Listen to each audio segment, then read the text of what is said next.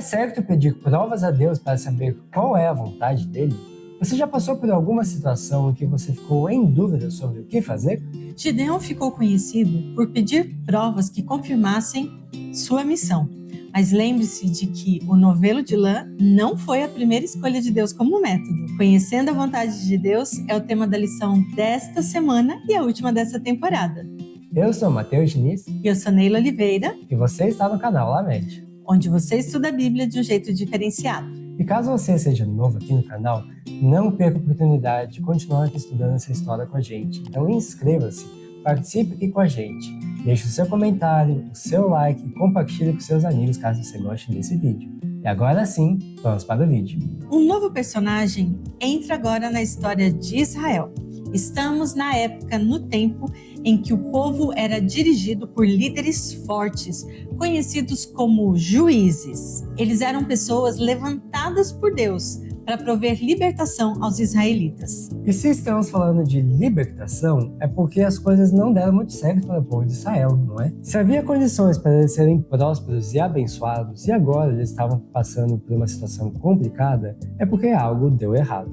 E a resposta para essa situação está aqui no versículo 28 do capítulo 1 de Juízes. Acompanhe comigo. Quando Israel se fortaleceu, submeteu os cananeus a trabalhos forçados, mas não os expulsou completamente da terra. Problema: eles tinham desobedecido a uma ordem específica de Deus. Era para expulsar, não tinha como ficar se relacionando com aqueles que não aceitavam a Deus, que eram rebeldes e que não tinham sido influenciados, mesmo diante de tantas demonstrações da parte de Deus a respeito de sua soberania. Eles continuavam adorando os ídolos e o pior, os israelitas acabaram caindo nessa armadilha. Veja o que diz o comentário bíblico. Os israelitas foram proibidos de formar alianças com os povos pagãos. Um dos primeiros sintomas de apostasia entre eles foi a inclinação para remover as barreiras entre si mesmos e os vizinhos idólatras. Parece que as concessões exigidas para estabelecer um relacionamento de aliança eram unilaterais. Era Israel que frequentemente renunciava à sua fé. Deu para entender? Para manter a paz, os israelitas estavam constantemente abrindo mão de suas crenças. Não vamos contrariá-los? Talvez eles tenham dito. Eles estão ocupando apenas um pequeno território da terra. Podemos conviver com essa situação sem entrar em conflito. A gente respeita eles, daí eles respeitam a gente, e essa ideia até parece interessante. Mas não funciona quando a questão envolvida são princípios estabelecidos pelo próprio Deus. Ainda quando estavam no Sinai, Deus havia ordenado que os israelitas não deveriam fazer aliança com os povos pagãos, nem com os deuses deles. O próprio Deus disse que isso seria uma armadilha para eles. Bastava que tivessem confiado na palavra de Deus. Mas, diferente disso, eles resolveram agir por conta própria. E para manter uma política de boa vizinhança, os resultados foram terríveis. Deu no que deu. O plano de Deus era usar Israel para deter a onda de imoralidade dos povos pagãos. Mas ao invés disso, eles acabaram se misturando e imitando as práticas pagãs. Ao invés deles influenciarem, eles acabaram sendo influenciados. Mesmo assim, Deus não desamparou completamente o seu povo. Houve sempre um grupo de pessoas que se mantiveram fiéis ao Senhor. E de tempos em tempos, ele chamava homens fiéis e valentes para acabar com a idolatria e livrar os israelitas de seus inimigos. Quando o libertador morria e o povo ficava sem ter alguém que os guiasse, pouco a pouco voltavam para os seus ídolos. Assim, a história de apostasias e de severas punições, de confissões e de livramento sempre se repetia. Vez após vez, os israelitas experimentaram o sofrimento na mão dos inimigos. E Deus permitiu isso para que eles percebessem onde de fato estava o problema: o afastamento de Deus e o descumprimento da parte deles da aliança. De todos os males, a questão mais grave e mais séria era a idolatria. Israel tinha sido deixado nas mãos dos midianitas, que se tornaram seus piores inimigos. Sem a bênção e a proteção de Deus, eles se tornaram reféns. Eles plantavam e não colhiam. Eram constantemente saqueados, roubados e maltratados.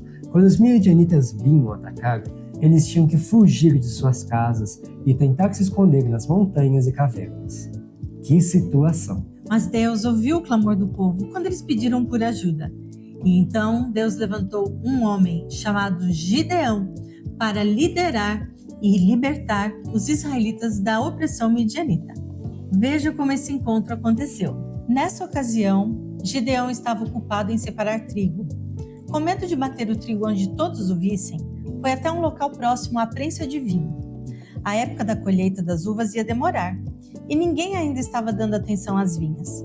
Enquanto Gideão trabalhava escondido ali, pensava com tristeza na condição de Israel e o que poderia ser feito para acabar com a opressão.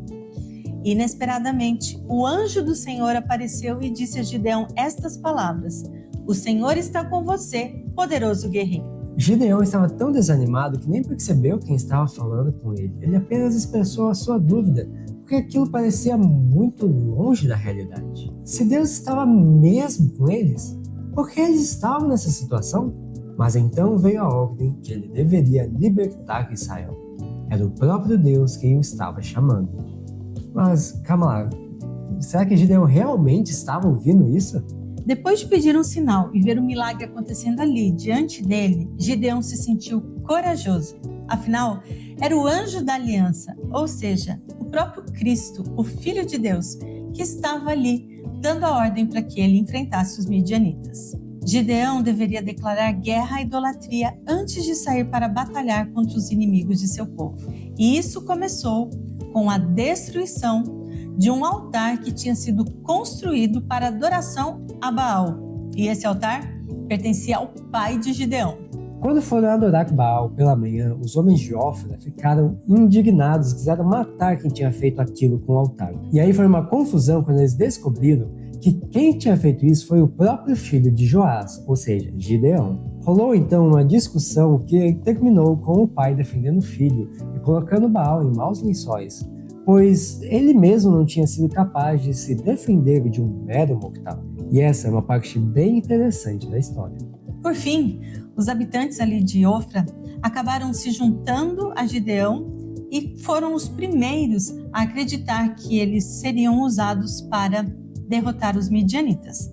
As outras tribos também ouviram o chamado e vieram da tribo de Manassés, Aser, Zebulon e Naftali. A pronta resposta do povo devia ter sido suficiente para Gideão perceber que Deus está falando sério e que se ele acreditasse, o Senhor estaria totalmente disposto a fazer milagres como no passado para libertar o seu povo dos inimigos. Mas ele deu uma vacilada e acabou pedindo algumas provas para Deus. Você conhece a história. Uma hora, a lã deveria estar molhada e o lugar à volta seco. Depois, a lã seca e o lugar em volta molhado. E Deus foi consentindo em dar provas para Gideão. Gideão foi se sentindo corajoso, especialmente quando 32 mil homens se apresentaram para atender o chamado. Mas aí foi a vez de Deus começar a pedir provas para Gideão. Tem gente demais, Gideão. Vocês podem correr o risco de achar que foram vocês, pela sua própria força, que venceram essa guerra. Gente demais? Como assim, Senhor? O exército midianita é muito maior mesmo. Mas tá tudo bem. Me diga então o que eu devo fazer. Mande para casa todos aqueles homens que estão amparados legalmente para não ir à guerra e também todos aqueles que estão com medo. Gideão obedeceu a ordem de Deus, mas ele ficou muito preocupado. Mais de 2/3 de seu exército tinham voltado para casa. Ficaram apenas 10 mil soldados, mas Deus disse que ainda era muita gente. E dessa vez, Deus ia dar o critério para mostrar quem deveria permanecer e quem deveria ir embora. Gideão deveria descer com soldados para a beira d'água. Veja como foi. O povo foi levado para perto da água, esperando atacar o inimigo o mais rápido possível. Alguns, apressados, pegaram um pouco de água na mão e a beberam enquanto andavam. Mas quase todos se ajoelharam e vagarosamente beberam a água. Aqueles que tomaram água com as mãos eram apenas 300 entre os 10 mil.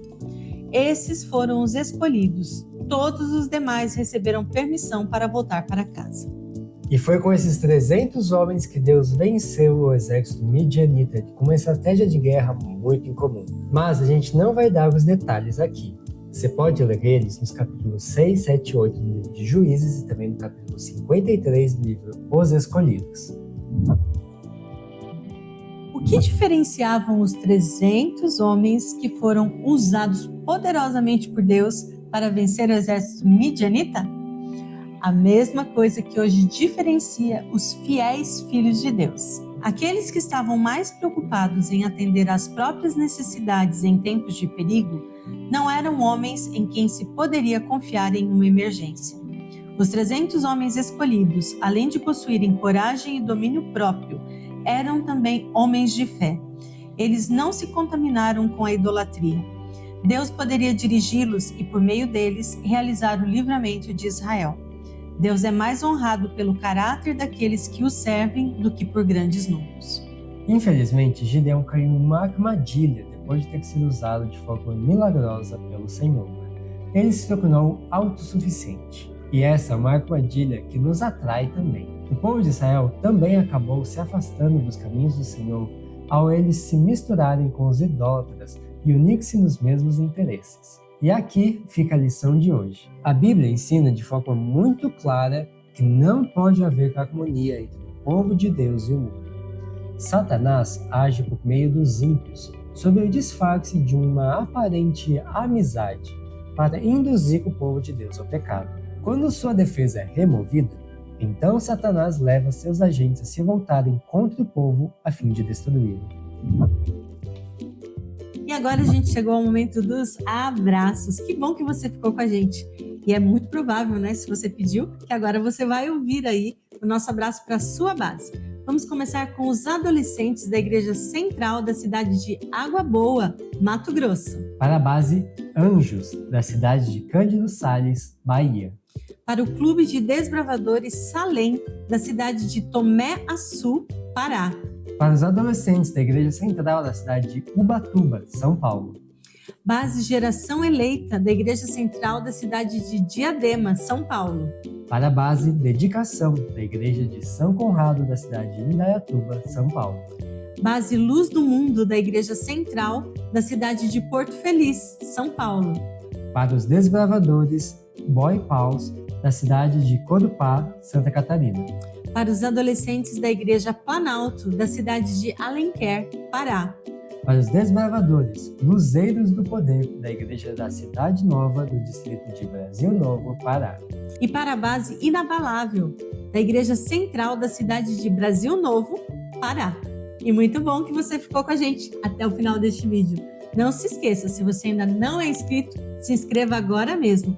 Compartilhe esse vídeo, deixe seu like e também os seus comentários. E a gente se vê no próximo vídeo e na próxima temporada. Tchau, tchau!